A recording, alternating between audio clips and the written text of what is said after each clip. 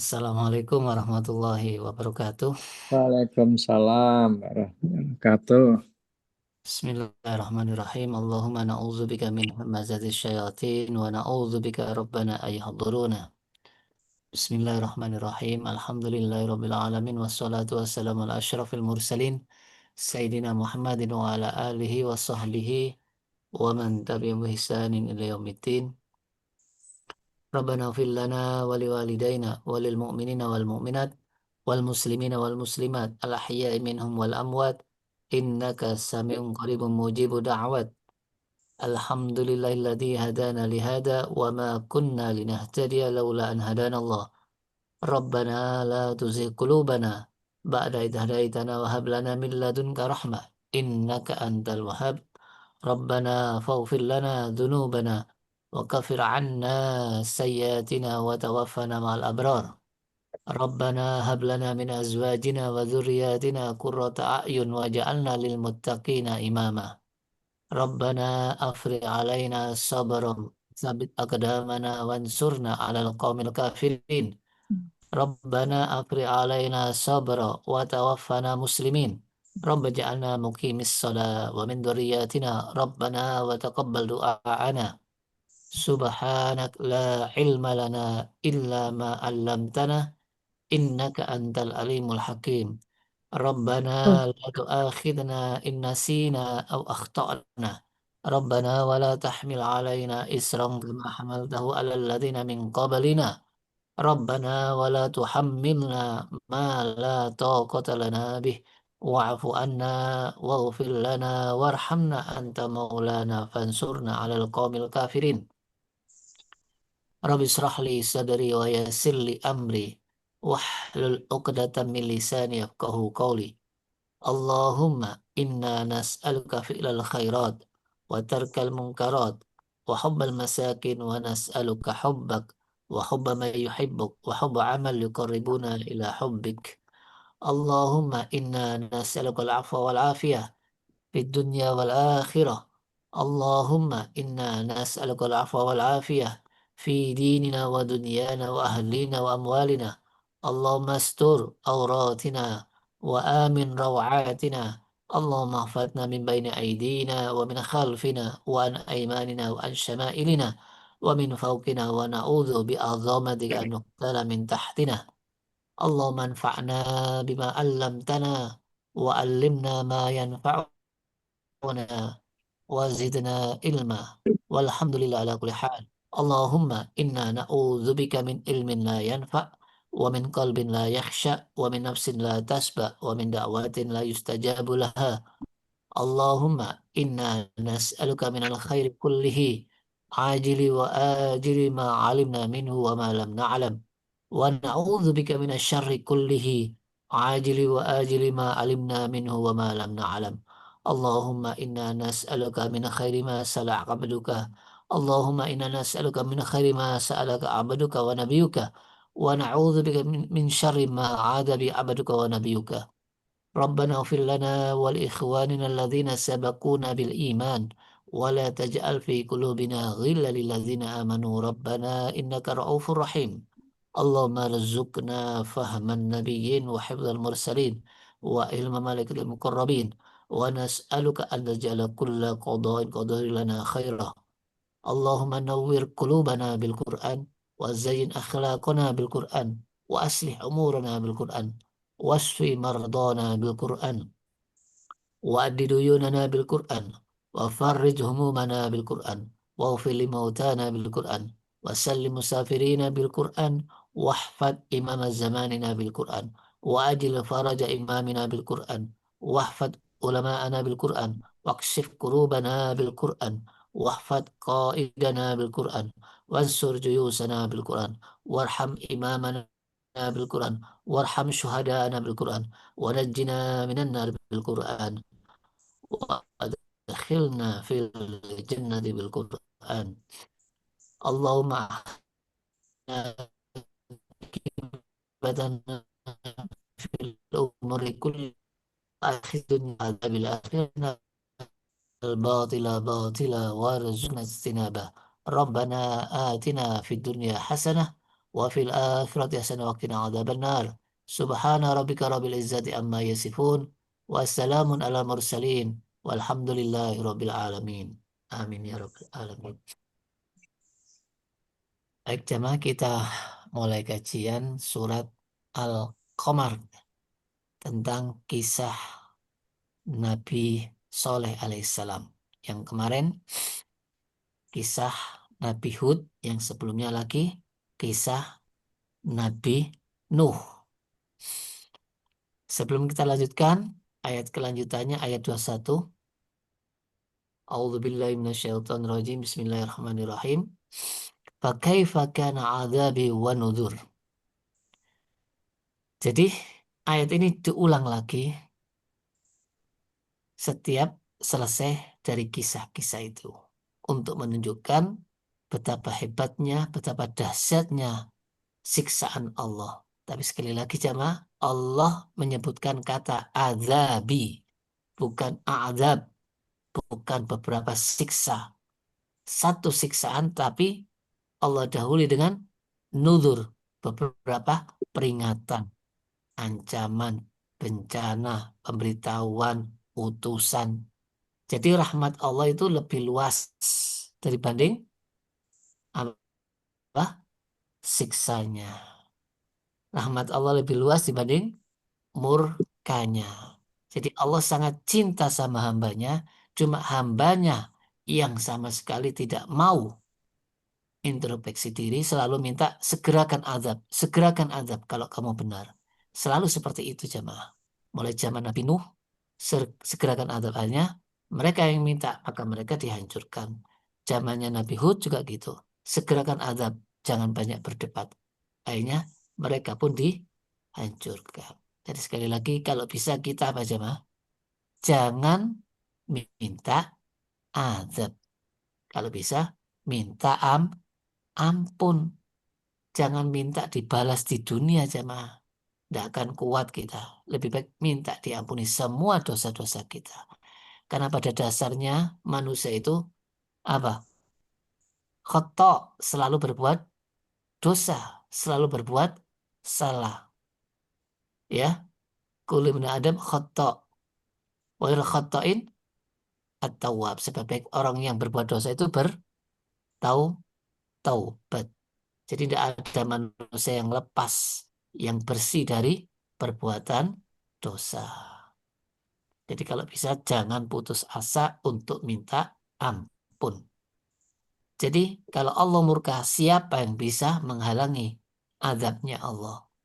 Tidak ada satupun yang bisa menghalangi. Jadi Allah itu benar-benar menepati janjinya. Yang berbuat zalim akan diazab, yang berbuat baik akan diselamatkan. Jadi dalam kisah-kisah Nabi yang bisa kita petik salah satunya, biarpun Nabi Hud itu dalam lokasi yang sama jemaah. Lokasi yang sama itu apa? Sama-sama diserang angin. Ya, bukan sehari dua hari jemaah. Hampir satu minggu. Bukan angin biasa. Ya, anginnya rasa dingin, suaranya keras, tapi Nabi Hud dan yang beriman tidak kena, tidak tersentuh sama sekali jemaah. Nabi Nuh, biarpun semuanya kena banjir, tapi Nabi Nuh di dalam perahu yang tanpa kendali dalam artian menghadapi hujan badai sampai 100 hari lebih. Tapi Allah selamatkan yang beriman dan Nabi Nuh. Jadi jangan takut apa? Bencana. Yang kita takuti murka Allah. Sebab pada dasarnya orang beriman itu semuanya itu ujian. Tapi bahasa Arabnya apa jemaah? Bala. Bala itu ujian. Jadi ada balaun hasanan, ada balaun sayyi'ah. Ada yang syar, ada yang khair, ada yang baik dan buruk. Yang baik sehat, yang buruk sakit. Tapi semuanya ujian. Tapi kalau musibah itu apa jemaah? Segala yang tidak menyenangkan.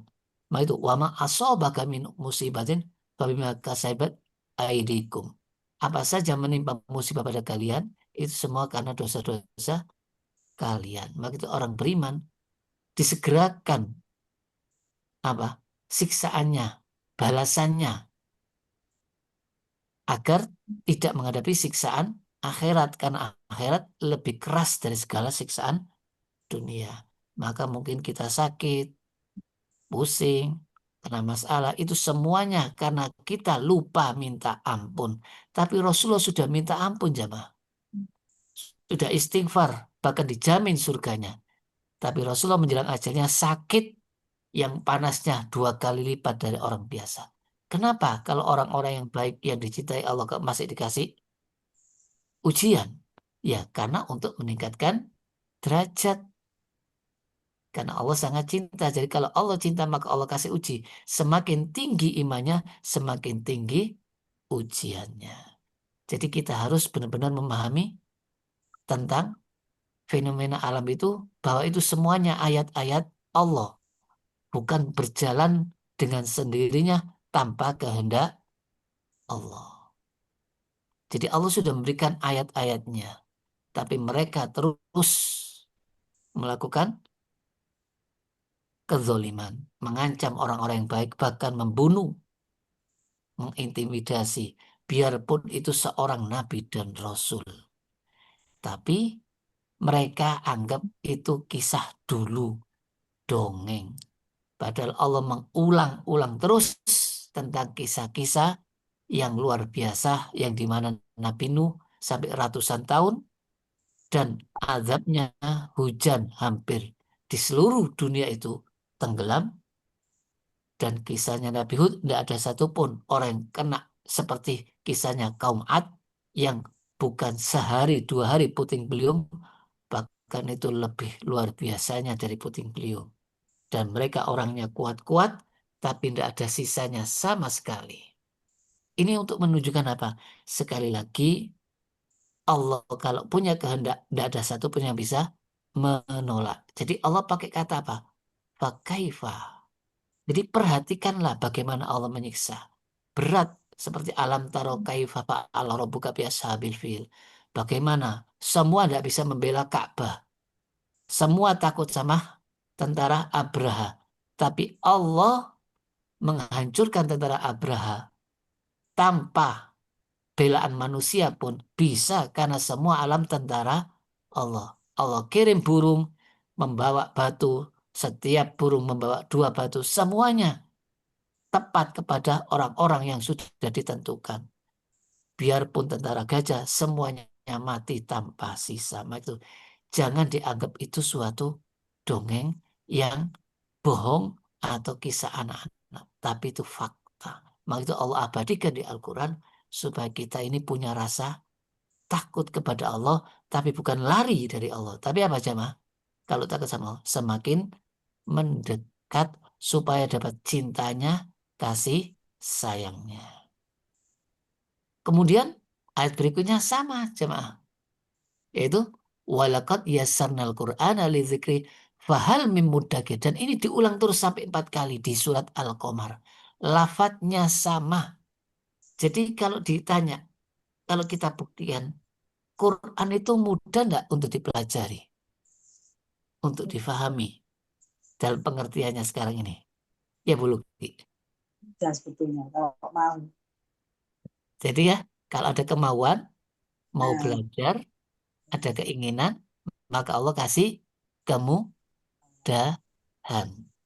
Jadi apa? Allah melihat dulu keinginan kita seberapa kuat, kesungguhan kita seperti kuat. Nabi Yahya aja disuruh apa? Ya Yahya, khudil kita babi kuwah. Wahai Nabi Yahya, ambillah kitab itu dengan sepenuh kekuatanmu. Itu Nabi. Rasul Nabi Muhammad bagaimana? Ikro, saya tidak bisa. Ikro, saya tidak bisa. Sampai berapa kali diperkas. Ini menunjukkan apa? Hukumnya belajar kitab Allah itu wajib. Tidak ada kata uzur. Biarpun tidak bisa membaca, tidak bisa menulis, mendengarkan. Minimal dengar. Kalau sudah dengar, sanuk ikru falatan sa'ilah masya Allah. Nanti saya bacakan, kamu tidak akan lupa selamanya. Itu kalau kita tunduk dan patuh. Allah mudahkan jemaah. Ya, semua kalau ada kemauan, ada kemudahan. Jadi ini diulang terus karena banyak manusia yang tidak percaya kalau Al-Quran itu mudah dalam segala aspek. Baik dibacanya, dulu ada Iqra, sekarang ada Iqra. Dulu apa? Turutan ya. Alif Fathah A, Alif Kasroh I, Alif Dhamma U, A, I. Itu belum bisa baca jemaah. Masih mengeja satu buku itu. Kemudian dihafalkan oleh orang buta, anak, cacat, bahkan cacat otaknya pun kalau ada kemauan dikasih kemudahan. Kemudian bagaimana bisa difahami dengan mudah? Semua kitab tidak akan mudah dipelajari kecuali Al-Quran. Kemudian dengan niat untuk diamalkan. Sekali lagi, banyak orang yang ngerti hukum tapi tidak sadar hukum. Kenapa saya fokus ke tauhid, jemaah? Fokus kepada akhlak. Karena Rasulullah waktu diutus berapa tahun di Mekah? 13 tahun. Itu fokus tentang apa? Tentang tauhid. Apa tujuannya? Kenal Allah. Kalau tak kenal maka tak sayang. Supaya ma'rifatullah bisa merasakan kehadiran Allah. Bisa merasakan cintanya kepada Allah. Bisa merasakan nikmatnya Allah. Sebab dulu Bani Israel orangnya pandai-pandai. Diutus Nabi Musa, Nabi Harun. Sudah ngerti. Tapi bagaimana coba? Masih minta Tuhan yang bisa dilihat. Sudah tahu mukjizat Nabi Musa. Bahkan mereka tidak mau percaya sama Allah kecuali kalau bisa mendengar. Sudah dengar masih tidak percaya kecuali kalau bisa melihat. Ini menunjukkan apa coba? Memang Al-Quran ini harus kesadaran kita ini untuk bisa kemauan yang tinggi, maka Allah mudahkan. Kalau tidak ada kemauan, biarpun diajari oleh Nabi dan Rasul, dua orang Nabi Musa dan Nabi Harun, tidak akan mudah diamalkan kalau tidak ada kemauan. Bahkan diperintah oleh Nabi Musa perang, dia tidak mau perang. Apa cema? Perang sendiri sama Tuhanmu, kalau sudah menang, panggil saya. Ini menunjukkan apa cema? Jadi manusia itu pada dasarnya butuh apa cema? Kemauan. Harus dipaksakan dulu. Kalau ada kemauan nanti ada kemu kemudahan. Kalau Allah yang nulung, apa ada yang sulit jemaah? Apa kata Allah? Idza arada syai'an ayyakula lahu kun Ayahku. fayakun. Innallaha ala kulli syai'in Ya. qadir. Sesulit apa bagi Allah? Tidak ada. Allah tinggal apa? Jadi maka terjadi. Biarpun musuhnya besar, kuat-kuat, hanya dengan Nabi Musa dan Nabi Harun, Allah izinkan menang. Kam min fi'atin qalilatin ghalabat fi'atan katsiratan biidznillah. Dan sekarang Islam tidak punya kekuatan. Kenapa? Dari zaman Islam itu banyak tidak punya kekuatan jemaah. Mayoritas Islam, tapi wibawa Islam hancur. Semua orang menyerang Islam, ya, sampai hancur Palestina, ya, negara Islam perang karena kena penyakit wahan. Apa wahan? Cinta dunia, tidak ikhlas dalam beramal, ya, tidak ikhlas dalam beramal. Yang kedua, efeknya apa? Takut mati. Jadi tidak senang mati karena sudah dikuasai dunia. Dunia, dunia itu di atas segala-galanya. Padahal hidup yang abadi itu bukan dunia, akhirat. Baik, kita lanjutkan kajian tentang kisah Nabi berikutnya. Kazabat Samud bin Nuzur. Jadi kaum Samud, kaumnya Nabi Soleh. Sama-sama tidak percaya. Sama-sama mendustakan semua peringatan yang disampaikan oleh Nabi Soleh alaihissalam. Jadi Nabi Soleh ini termasuk Nabi yang pakai bahasa Arab. Ya, ini menunjukkan apa? Sudah ada kata soleh sebelum Nabi Muhammad. Ya, seorang Nabi yang didustakan. Padahal semua para nabi itu diutus sama dari kaumnya sendiri dan diambil dari orang yang terbaik.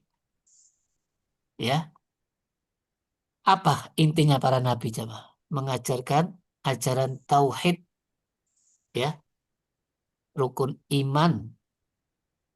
Hanya bedanya apa? Utusannya kalau kita syahadat pakai Muhammad Rasulullah, itu aja bedanya. Ya, sedangkan yang lainnya syahadatnya tergantung nabinya. Tapi semua para nabi nanti di akhir zaman semua akan mengikuti nabi terakhir. Karena pada dasarnya semuanya kaum-kaum itu dilafatkan dengan kata apa jemaah? Hanya bangsa kaum Samud dan kaum Nabi Lut itu pakai nudur, ya. Bedanya di situ jemaah. Jadi ini kebiasaan orang-orang itu kalau sudah datangkan para nabi berlawanan dengan kepentingan mereka, mengganggu kepentingan mereka, mengganggu dunia mereka, seolah-olah wah ini ajaran yang bertentangan. Maksudnya apa? Bertentangan dengan hawa nafsu. Tapi dia menuduh ini berlawanan dengan nenek moyang. Sudah baik kok mau dirusak. Padahal semua para nabi diutus untuk memperbaiki umat yang sudah jauh dari ajaran nabi-nabi yang dulu. Jadi nabi yang dulu diutus, kemudian murni lagi. Setelah meninggal, sudah lama, iblis masih hidup. Berubah lagi, syirik lagi, minta kepada selain Allah. Apa efeknya kalau orang sudah syirik jamaah? Semua peraturannya, semua keinginannya dipengaruhi oleh jin, oleh iblis, dikuasai semuanya. Hanya hawa nafsunya sesuai dengan apa yang diingini oleh jin. Yang halal jadi haram, yang haram jadi halal. Berubah semua. Seolah-olah ajaran itu sesuai dengan kepentingannya masing-masing. Na'udzubillah min dzalik. Apa artinya Islam jamaah? Orangnya muslim. Jadi pada dasarnya semua para nabi itu agama Islam. Inna dina indallahil Islam. Apa? Berserah diri kepada tuntunan Allah. Siapa yang menolak pertama kali yang disuruh sama Allah? Yaitu iblis. Disuruh sujud semua para malaikat Islam. Fasajada malaikatu kulum ajmaun illa iblis. Kecuali iblis aba wastakbar wa kana minal kafirin. Dia tidak mau tunduk, bahkan dia apa? Mengatakan ana khairum minhu, sombong. Saya lebih baik dari Adam. Jadi biarpun orang itu kelihatan alim, kelihatan banyak ibadahnya, lama, tapi kalau punya sifat sombong, apa cirinya sombong jemaah? Al-kibir, khamtun nas, wa batarul haq. Jadi menghina manusia, menghina ciptaan Allah, ya. Kan manusia ciptaan Allah. Iblis menghina Nabi Adam. Kemudian menolak kebenaran. Kenapa kok timbul orang itu sombong? Karena selalu mengakui segala kebaikan merasa dirinya yang bisa melakukan. Kalau sudah dari awal, nikmat-nikmat kecil selalu diingkari, selalu diakui karena usahanya, karena kekuatannya, karena ilmunya. Lama-kelamaan nanti menjadi sombong. Seperti Fir'aun yang tidak pernah sakit. Mengaku apa? Ana rabbukumul a'la. Nanti ada juga kisah Fir'aun. Na'udzubillah min dzalik. Baik, kita lanjutkan. Faqalu abasyaram minna wahidan nattabi'uhu inna idzal lafi dhalalim wasu'ur. Jadi hampir sama umat-umat yang dulu sampai ke umat Nabi Soleh. Kalau diajari oleh seorang yang apa itu? Tidak kaya, biasa-biasa saja, bukan bangsawan, tidak pangkat. Itu dihina jamaah. Seolah-olah apa? Seolah-olah hina saya. Rendah saya kalau mengikuti orang-orang seperti ini. Bahkan dia bilang, Aulkiyat dzikru alaihi min bainina bal huwa kadzdzabun asir. Seolah apa? Seharusnya kita yang pantas jadi nabi. Kok dia dapat wahyu? Sisi ekonomi lebih kaya kita. Sisi pangkat lebih pangkat kita. Jadi kita yang paling mulia. Jadi setiap para nabi yang diutus oleh Allah itu bukan dari dasar keturunan, bukan dasar karena kekayaan, tapi dari akhlak. Kebetulan Nabi Sulaiman keturunan Nabi Dawud, tapi kebanyakan para nabi bukan dari orang-orang kaya. Sengaja supaya manusia itu jangan memandang kemuliaan itu dari harta. Tapi mereka selalu memandang seperti itu jamaah. Jadi merasa, wah ini tidak benar ini. Masa orang gini kok jadi nabi? Berarti mereka tidak tahu kitab-kitab yang dulu. Ya, kitab yang dulu semuanya mengajarkan kebenaran bukan karena dasar dari tingkat harta. Inna akramakum indallahi atqakum. Sesungguhnya yang paling mulia di sisi Allah yang paling bertakwa. Jadi ini cuma alasan jemaah. Alasan orang-orang yang tidak beriman bahkan dengan beraninya menuduh Nabi yang benar-benar baik akhlaknya, tutup tidak pernah bohong, dibilang gila, sesat. Bayangkan jemaah. Jadi biasa kalau orang baik itu selalu di framing jelek, bahkan dibilang pendusta, kadzab, sering bohong. Padahal sebelum diutus, para nabi itu diakui kejujurannya, diakui amanatnya.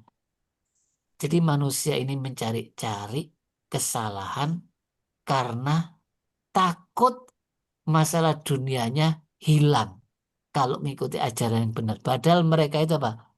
Memperbudak kaumnya karena dia sudah diduduk di tempat yang teratas berkuasa. Kalau sama antara pemimpin dengan anak buah, budak dengan majikan, oh ini bahaya ini. Bisa apa? Terjadi kegeseran kekuasaan. Ini yang mereka takuti. Seperti iblis. Takut iblis itu nanti tidak mulia lagi. Padahal malaikat semuanya sujud tetap mulia di sisi Allah. Karena kemuliaan itu milik Allah jemaah. Oh, Baru diciptakan Nabi Adam. Langsung semuanya disuruh sujud. Apa amalannya Nabi Adam alaihissalam? Tidak ada. Jadi jangan merasa kita mulia jemaah. Kita itu dari air hina dina. Falyanzuril insan mimma khuliq. Perhatikan manusia itu diciptakan dari apa? Ya, falyanzuril insanu mimma khuliq. Jadi kita itu dari air yang hina dina. Semua orang akan jijik. Jadi banyak orang yang melakukan rasis yang pertama kali siapa coba? Iblis. Ya, rasisnya kepada Nabi Adam.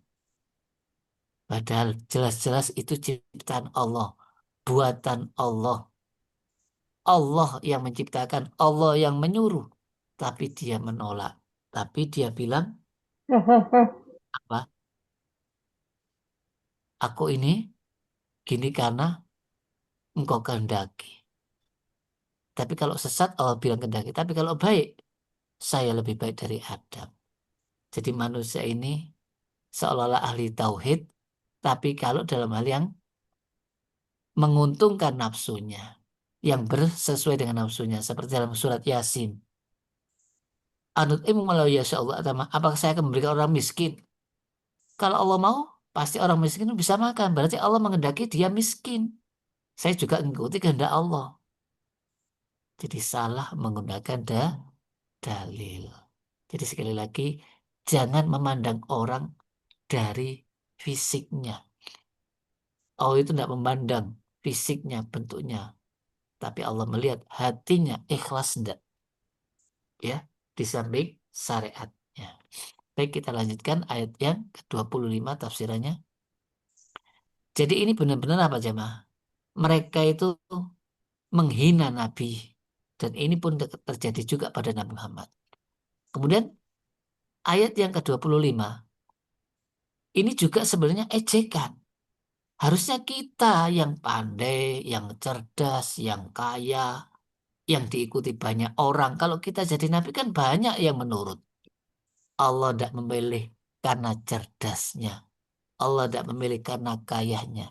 Bagaimana amanahnya? Bayangkan jemaah, nabi itu dihina, dimaki ratusan tahun Nabi Nuh itu dakwanya. Sirron wa alaniyah, segalanya dilakukan baik terang-terangan rahasia, lailan wa naharo. Kalau seandainya orang yang berdasarkan materi mampu ndak jadi nabi, mampu ndak jadi hamba Allah yang setia, karena ndak yakin bahwa semua nikmat mulai dari dia setetes air mani sampai jadi manusia itu kalau dihitung dengan kerjaannya habis, apalagi kalau kita dikasih penyakit jamaah. Ya, fabi ayyi ala'i rabbikuma tukadziban. Berapa banyak nikmat Allah yang kalian dustakan. Jadi pantas tidak kita ini mengukur seseorang dengan harta. Padahal semua harta yang kita miliki, innalillah wa inna ilaihi roji'un. Ya, semua milik Allah. Jadi Allah itu tidak mandang harta. Harta itu hanya ujian untuk melihat siapa yang bersyukur. Sedangkan kemiskinan juga ujian. Siapa yang sabar? Jadi ada nabi yang kaya, Nabi Sulaiman alaihissalam. Ada nabi yang miskin. Bahkan Nabi Muhammad bilang apa? Ya Allah, hidupkan saya dalam keadaan miskin. Matikan bersama orang miskin. Bangkitkan bersama orang miskin. Karena apa? Orang miskin itu akan masuk surga lebih dulu daripada orang kaya. Tapi miskinnya yang sabar. Bukan miskin yang sambatan. Ya, ngeresulo. Tahu orang yang selama hidupnya tidak pernah merasakan nikmatnya dunia. Sakit terus, menderita terus. Begitu dicelupkan di surga. Hanya sesaat ditanya, pernah tidak kamu merasakan menderita dunia? Tidak pernah ya Allah. Karena apa? Endingnya, akhirnya dia merasakan nikmatnya surga. Hilang rasa sakit, penderitaan. Itu manusia pada dasarnya selalu merasakan yang terakhir. Terus orang yang tidak pernah sakit selama hidupnya, mungkin seperti iblis, ya, sampai kiamat hidupnya, itu waktu itu dicelupkan ke neraka yang tidak pernah menderita. Begitu masuk neraka, selama di dunia kau merasakan nikmat, tidak pernah ya Allah. Ya itulah manusia. Selalu melupakan. Manusia itu memang sifatnya pelupa. Nikmat yang banyak dibilang tidak pernah nikmat. Nah itu baiklah, kita harus banyak-banyak introspeksi. Kata Rasul apa? Pandanglah masalah dunia itu terhadap orang-orang yang di bawah kita. Lihat yang banyak menderita. Banyak orang yang kena peperangan, hanya melarikan diri. Banyak orang yang kena bencana, gempa, musibah, banjir. Itu sangat menderita, jemaah. Tapi kalau kita selalu melihat orang yang lebih kaya, lebih kuat, lebih tampan, lebih cantik, lebih pangkat, akhirnya kita tidak pernah bisa mensyukuri nikmat Allah. Kalau sudah nikmat Allah yang sedikit tidak disyukuri, bagaimana bisa mensyukuri nikmat besar?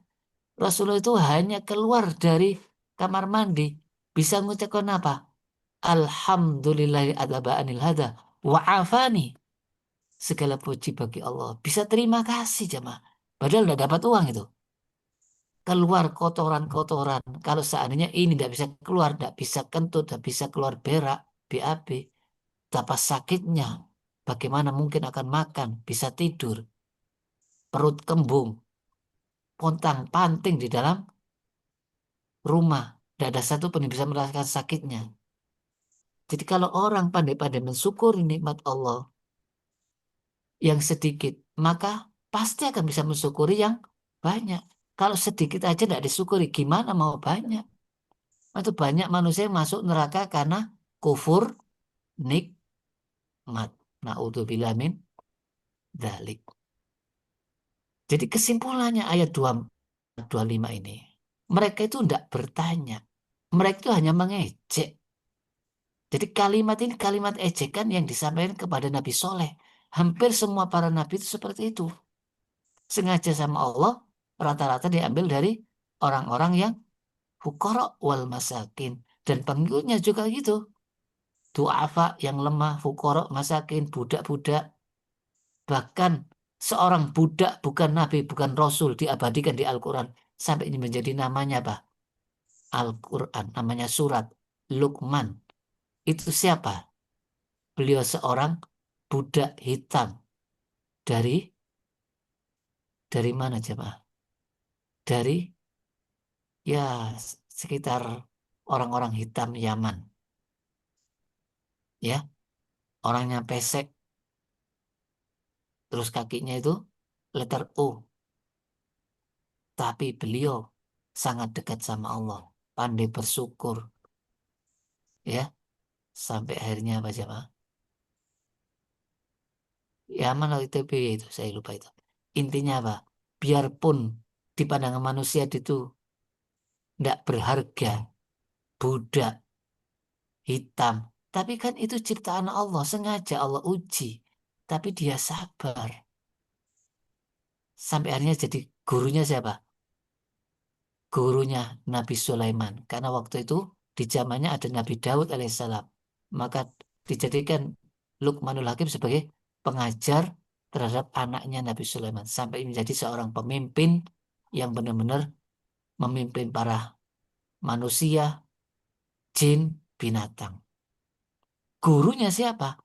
Luqmanul Hakim. Jadi sekali lagi jangan melihat ini Nabi Daud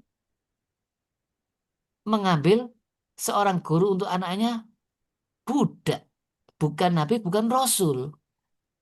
Jadi Allah kehendaki gimana? Seperti Nabi Musa merasa dirinya paling alim, oh langsung suruh belajar ke siapa?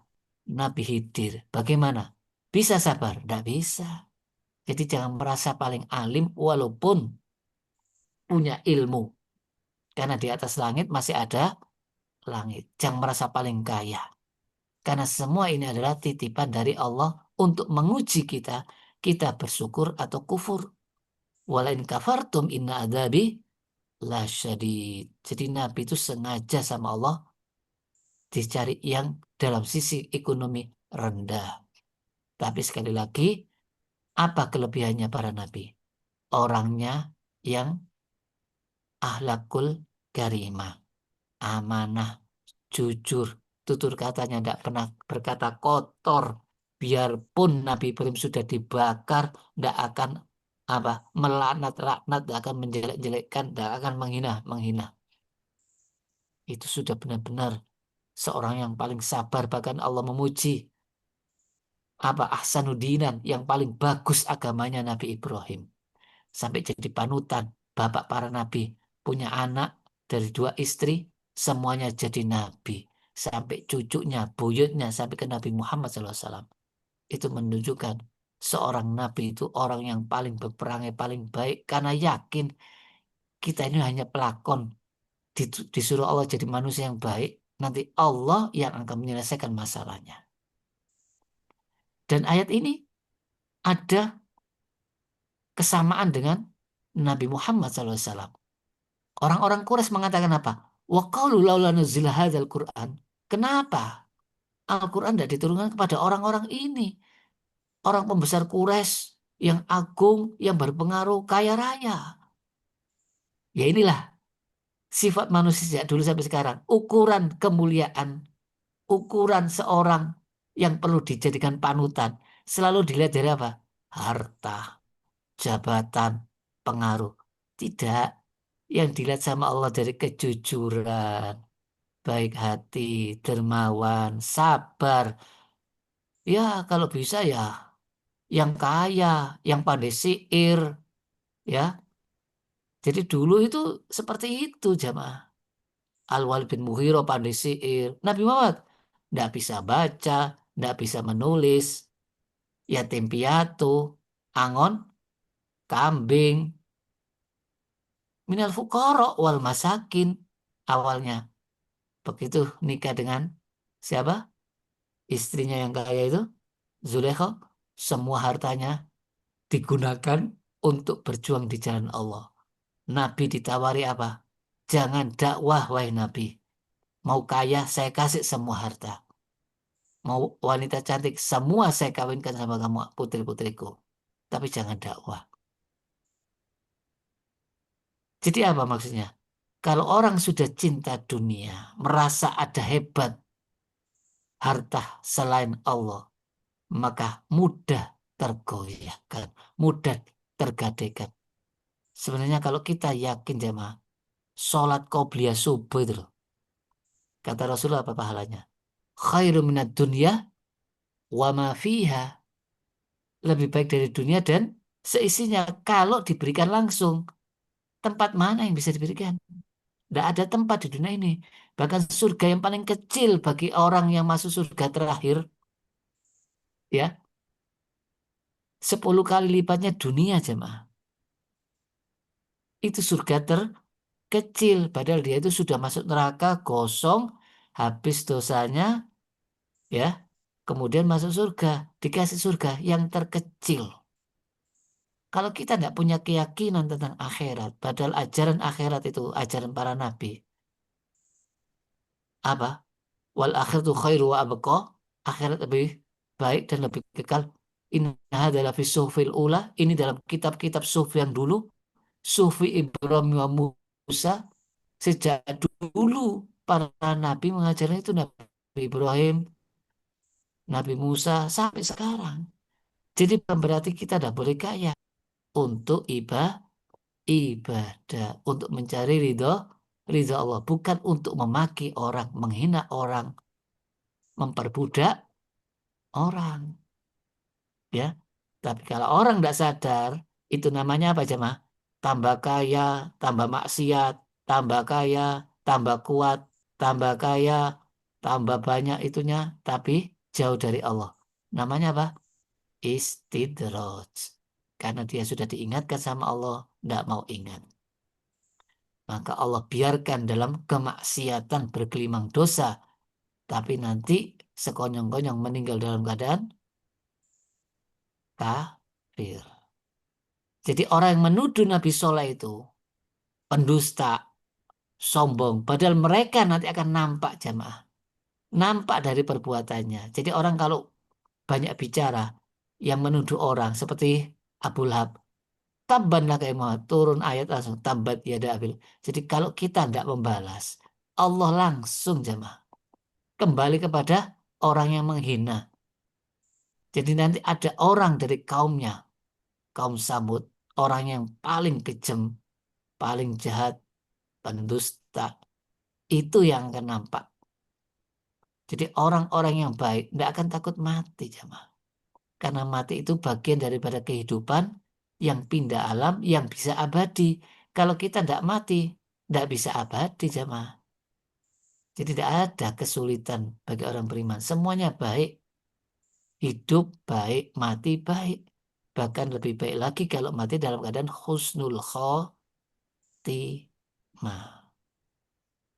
Jadi Allah akan menjawab. Nanti dia akan tahu siapa. Entah itu nanti di akhirat atau di dunia. Jadi spontan jemaah. Kalau orang itu sudah sombong, itu siksaannya cepat. Pengertian cepat ya Pak jemaah. Cepat selama di dunia. Karena dunia itu bandingannya akhirat itu jauh jemaah. Kholidina fi abadan. Jauh sekali. Ya. Bahkan kenikmatan dunia itu setetes. Tidak ada artinya. Kalau ada artinya jemaah, orang-orang kafir tidak dikasih minum. Bahkan lebih. Apa seandainya ada nilai separuh sayap nyamuk. Tidak ada di sisi Allah. Maka dibiarkan orang kafir minum, makan. Bahkan seandainya kita pisah dengan orang beriman. Hidup sendiri, orang kafir sendiri. Dalam surat Zukhruf Allah sebutkan. Semua orang kafir saya kasih rumahnya dengan emas. Ya, perak, mutiara. Biar sekalian lupa dari Allah. Na'udzubillah min dzalik. Jadi Allah kalau marah, murka, justru dijerumuskan dalam segala harta. Dan banyak orang karena harta, apa? rusak hidupnya, anaknya, istrinya. Karena daripada yang haram pikirannya apa jelek terus. Narkoba, pembunuhan, saling menindas, naudzubillah min dzalik. Kita lanjutkan. Jadi ayat berikutnya, Allah menguji mereka dengan apa? Mereka minta mukjizat yang di luar logika. Biar Nabi Soleh itu kalah. Malu. Apa? Bisa enggak kamu mengeluarkan dari batu itu unta? Karena mereka pandai mengukir batu, Nabi Soleh dibuat sesuatu yang tidak logika, yang mustahil. Tujuannya untuk menjatuhkan di depan umum. Tapi justru mereka yang jadi malu. Ya, berhasil Nabi Soleh minta kepada Allah, tapi mereka semakin marah. Yaitu dasarnya bukan untuk mencari keimanan, jemaah. Ya, seperti kisahnya siapa itu? Eh, para nabi yang minta mujizat, termasuk ini langsung. Tidak minta mujizat, jemaah. Melihat langsung di depan mata Nabi Musa alaihissalam bisa membelah laut. Itu pun masih minta Tuhan selain Allah. Na'udzubillah min dzalik. Jadi ini onta yang keluar dari batu. Tidak logika, jemaah. Ontanya bunting lagi. Dan apa maksudnya Allah? Ini untuk menunjukkan bahwa orang-orang yang sombong itu akan melihat kalau hatinya tidak ikhlas, akan semakin marah. Karena mereka terkalahkan. Dan Allah minta supaya apa? Jangan sampai diganggu unta ini. Boleh diambil air susunya. Loh kan enak. Tapi sekali lagi, kalau hatinya sudah kotor, rusak, biarpun dikasih kenikmatan, disalahgunakan. Bahkan untanya Nabi Soleh yang bunting itu dibunuh. Anaknya hanya lari ke dalam batu. Yang anaknya yang selamat. Kembali ke batu lagi. Dulunya dari batu kembali ke batu. Kalau logika tidak bisa, jemaah. Tapi semua kehendak Allah bisa terjadi. Sekali lagi, hidup ini ujian, jamaah. Fitnah. Bahkan, wa'lamu inna amwalukum wa auladukum fitnah. Yakinlah semua harta kalian, anak kalian adalah ujian. Untuk melihat siapa yang bersyukur, siapa yang kufur, siapa yang sabar, siapa yang tidak sabar. Jadi pada dasarnya tidak ada artinya kalau kita ini banyak harta kalau tidak ngerti kalau ini ujian. Karena Allah menghendaki seorang kalau mau kaya, mudah jamaah, tidak ada sulitnya. Ya, jadi sekali lagi, Nabi Soleh disuruh wastobir, sabarlah. Karena apa? Nanti mereka akan binasa. Kemudian, beritakan atas mereka, ini aturan syariatnya. Kalau sudah datang onta itu, maka air yang biasanya diminum itu bagiannya unta, semua orang tidak boleh. Tapi orang-orang yang sudah terlanjur sakit hati, maka tidak senang. Lama-kelamaan mereka bosan, mereka punya inisiatif untuk membunuh. Hanya berhasil membunuh untanya Nabi Soleh. Tapi juga mau niatan untuk membunuh Nabi Soleh. Tidak berhasil. Setiap kali mau membunuh, mereka gagal. Sampai ada batu yang mau dijatuhkan, mereka yang sendiri kena batu itu. Jadi sekali lagi, orang-orang beriman itu harus apa? Tawakal. Kalau kita tidak tawakal, kan ada syaratnya. Mayatikilahu yajil makhroja. Takwa dulu, Allah kasih jalan keluar. Ya. Kemudian, wa yarzuq man yahtasib, wa man yatawakkal 'ala Allah fahuwa hasbuh. Setelah takwa baru tawakal. Kenapa? Tidak mungkin kita bisa cukup kalau tidak ada pertolongan Allah. Usaha Nabi Muhammad SAW waktu perang Khandaq sudah buat parit. Tapi akhirnya apa? Musuh punya inisiatif. Biar kita tunggu sampai orang Islam itu mati karena tidak ada makanan. Nah, kalau Allah membiarkan, apa dah habis Islam itu? Tapi Allah tolong, bukan karena usahanya manusia. Allah kirim angin orang-orang yang berlindung, yang mendirikan kemah, tenda itu ketakutan, takut mati karena anginnya apa mengganggu dia. Sedangkan parit-parit yang dengan api itu tidak kena angin, lari semuanya kocar-kacir. Berarti apa, Pak? Bukan karena usaha kita, jemaah. Kalau berhasil, karena karunia Allah. Yang penting jalankan tugas Allah, perintah Allah. Berat atau tidak berat? Kalau sudah perintah, sami'na wa ata'na. Karena Allah hanya ingin menguji seberapa apa seberapa militannya kita, seberapa tunduknya kita. Sebab orang kalau tidak militan itu bukan budak. Kalau kita mengakui budak Allah, harusnya kita harus mengakui hamba Allah, harus hanya taat kepada Allah. Iya karena abudu wa iya karena nasta'in. Maka itu ihdinas siratal mustaqim. Jadi minta tolong kepada Allah. Jadi mereka ini benar-benar jemaah merasa Israel dikasih mana dan salwa, kenikmatan itu jemaah. Tinggal makan, tinggal minum. Lan nasbiru ala ta'amin wahid. Kami tidak sabar ya Musa, makan ini aja padahal tidak pakai kerja, ya, tidak pakai kerja, tinggal makan dan minum. Itulah manusia kurang bersyukur. Kalau orang kurang bersyukur apa?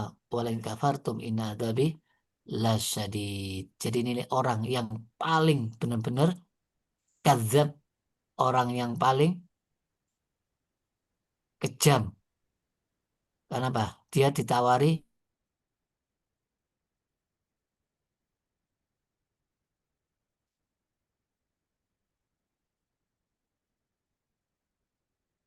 Hilang. Kok hilang?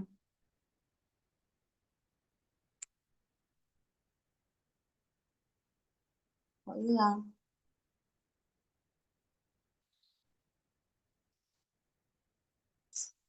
Iya, hilang ini. Kok Iya, hilang ya? hilang. Kenapa? Hilang suaranya.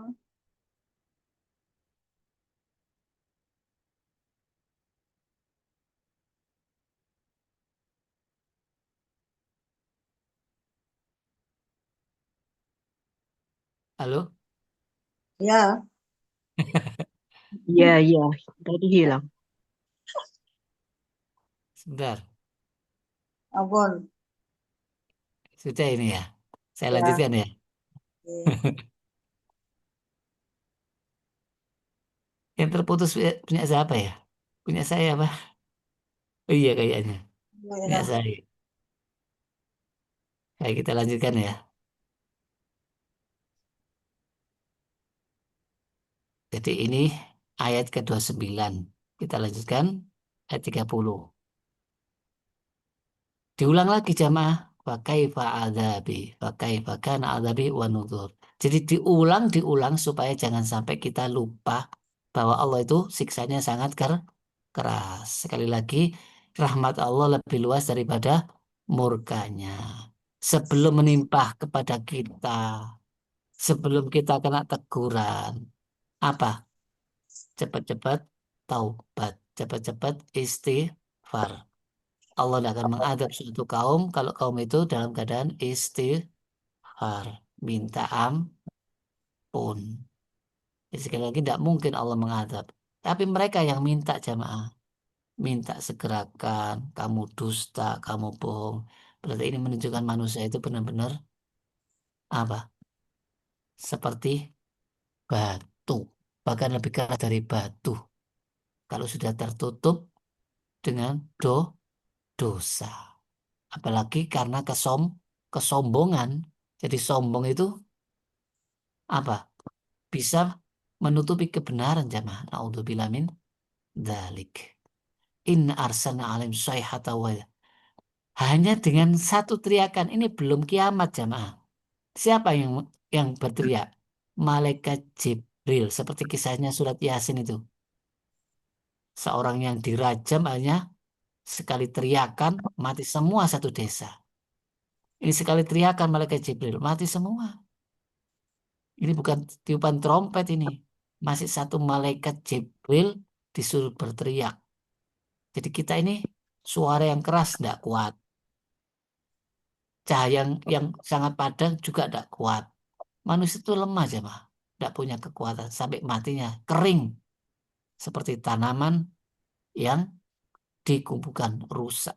Jadi tidak ada bekasnya, mati semua anak itu. Baik anaknya, istrinya, karena semuanya apa? Mendukung dengan adanya apa? Kemungkaran itu. Semuanya mati bergelimpangan. Seperti apa? Seperti pohon-pohon yang kering. Kalau yang apa itu tentara gajah keasfi makul. Seperti apa? Yang kejatuhan batu. Seperti daun dimakan ulat. Lama mati. Nah ini habis semuanya naudzubillah min dalik. Terus bagaimana kesimpulannya kisah Nabi Soleh ini? Baik kita lihat kesimpulannya. Karena kisahnya yang saya ringkas juga ada. Ini yang paling penting jamaah. Apa? Dakwah itu harus sabar ya. Santun. Sampaikan kebenaran itu apa adanya. Jangan ditambahi, jangan dikurangi. Tetap istiqomah. Karena tidak ada orang yang sehebat seperti Nabi. Nabi siapa? Yang paling lama? Nabi Nuh alaihi salam. Sekali lagi, jangan sombong jamaah. Sombong itu termasuk pelopornya iblis. Allah paling benci sama orang sombong. Sombong itu apa cirinya? Menolak kebenaran yang bersumber dari Allah. Hati-hati, Allah langsung yang bertindak. Allah langsung yang mengadab. Ya, orang sombong terus ingkar janji. Dia itu ingkar janji katanya. Kalau sudah diturunkan mujizat, maka akan nurut. Nyatanya apa? Tambah membunuh, tambah membinasakan. Harusnya apa? Disyukuri, tidak bisa. Ini bukti kekuasaan Allah jemaah. Jadi kalau kita yakin sama Allah, tidak ada yang tidak mungkin ya hidup ini ya. Iya. Jadi orang yang sulit itu yang tidak bersandar sama Allah. Apalagi sekarang globalisasi, ya terjadi banyak persaingan ekonomi ya. Banyak orang depresi, stres ya. Sulit usaha ini semuanya. Apalagi ini ada perang ya. Seolah-olah wah, ini bakal perang ini Putin sama Amerika ini. Gara-gara apa? Venezuela diserang. Takut jemaah. Wong sampai sekarang Ukraina diperang sama Putin ya tidak ada masalah kok. Iya, kalau Putin diserang rumahnya.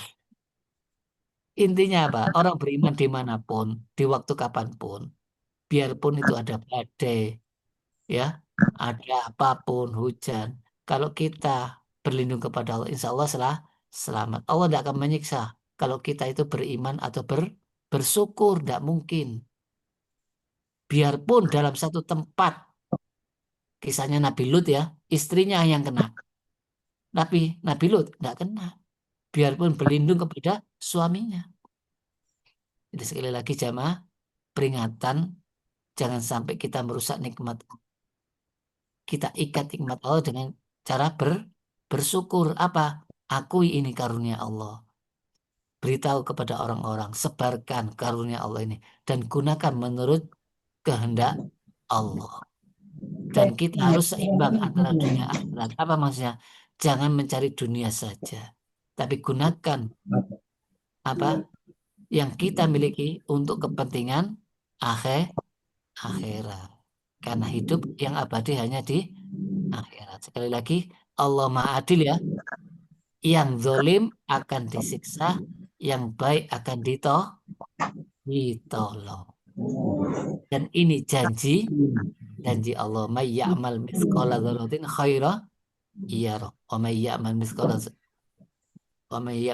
dzarratin syarra yarah. Sekecil apapun kebaikan pasti dibalas. Sekecil apapun keburukan pasti dibalas. Nauzubillah min dzalik. Ini kesimpulan dari kisah Nabi Soleh alaihi salam dan hancurnya kaum Samud. Walaupun mereka kuat dan tidak membunuh, tapi Nabi Soleh tidak melawan, tidak menentang, tapi Allah yang menolong. Dari kisah ini ada pertanyaan, jemaah? Cukup? Kelas. Ya. Baik, Alhamdulillah. mudah-mudahan kisah ini bisa membawa kita semakin sadar bahwa hidup itu diperhatikan oleh Allah. Yang baik pasti dapat kebaikannya, yang buruk pasti dapat keburukan. Jangan bilang Allah itu tidur ya. Jangan punya keyakinan orang zalim dibiarkan ya. Jangan punya keyakinan orang korupsi tambah kuat. Jangan jemaah. Itu namanya istidroj, dilulu. Harusnya kita kasihan, kita doakan supaya mereka dapat hidayah. Kok tambah kuat, Ustaz? Oh, kak mempan nih. Oh, jangan.